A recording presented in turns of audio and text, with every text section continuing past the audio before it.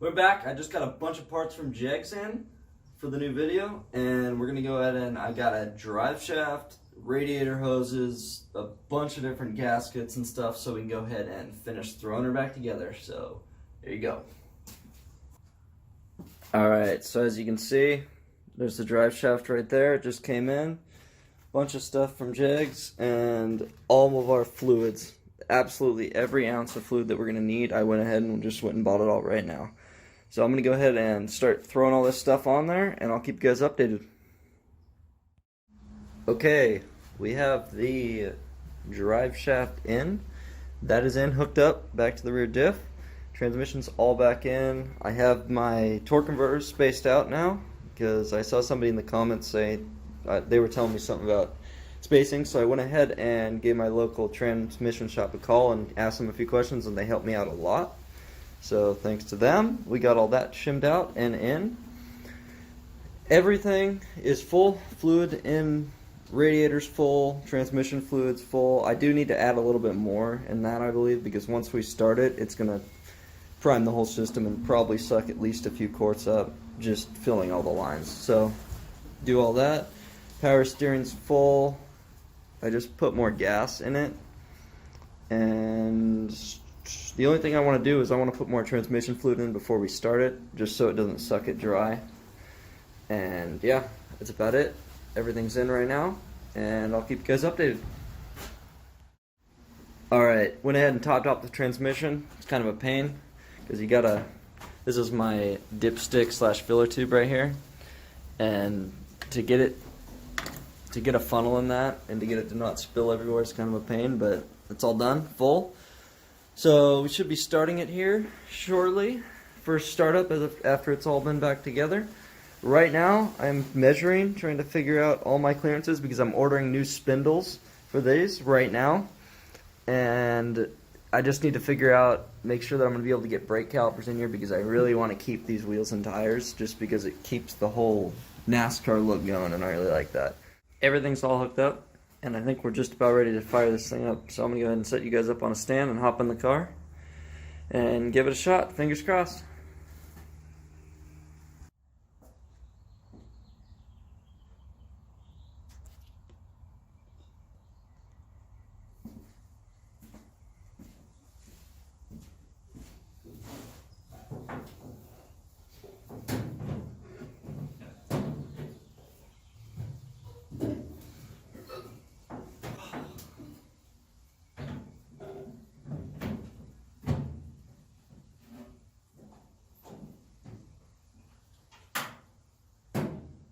Alright, there we go.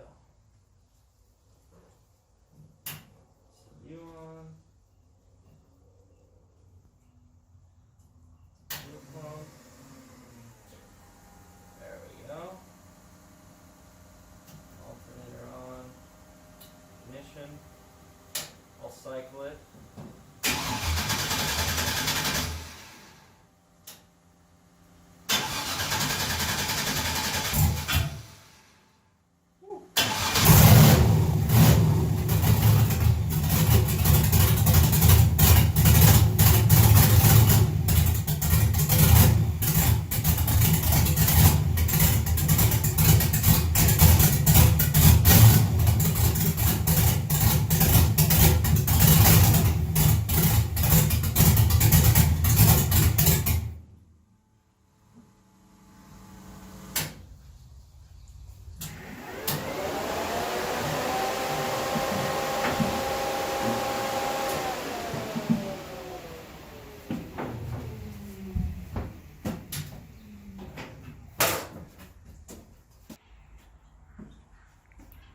Alright guys, just officially back together and running.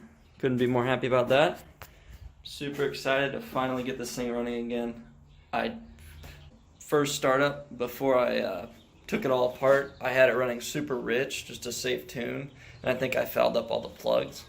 So I'm going to need to replace all those, and the tune should be good. I had Holly, I was on the phone with them, they helped me set up a tune for it that supposedly should be a fairly safe tune just for all this stuff, and it is going to go to a tuner on the roll-on dyno, and they're going to work everything out of it. and kind of show me how to do it, so I have a good basis on, like, as far as learning and how to safely do it without breaking anything. But yeah, couldn't be happier that it's running again. It's running a little rough, but we'll get all that worked out, and hopefully I can learn how to use that software and it's not too hard. And yeah. Alright, so we got the new axles in, and I'm going to go ahead and put them in the car right now and make sure that they fit. Fingers crossed. And once these are in, the entire drivetrain will be completely done besides the front brakes. I'm stupid. I just remembered that I ordered cut-to-fit axles. So now I got to figure out how to get that one out of there, because I don't have a bolt that fits in the retainer hole, even though these are quick change so they don't get a retainer. So I'm going to have to figure out how to pull that one out, put this one in the chop saw, cut it off, and see if it fits. Here we go. Alright guys, sorry I had to push everything back inside. The storm just moved in. Sorry for the noise. But before I did that, I managed to get both the rear axles cut and put in. Threw those in there, and we shocked myself twice with that cut-off saw, so that's nice. I just got a package in with our shifter. They didn't have the right shifter plate, but I'm just going to go ahead and install this one, and then we can, I'm going to change that out later. But yeah, I'm going to go ahead and start working on that right now. But that's all going to be in the next video. Thank you guys so much for watching this one. We got the rear axles all in and cut and shimmed. I need to still stick a couple retainer bolts in those, but for right now I can wait, and those are all in. I had it up on jack stands and I was going to start it and run it so we could, you know, see the back tires spin for the first time, but as you can see in here, it started raining. So, but yeah, I'm going to do this, and that'll all be in the next video. We have shifter, and I just also got the new spindles that we have made for up here. So yeah, thank you guys so much for watching. I'll see you in the next video.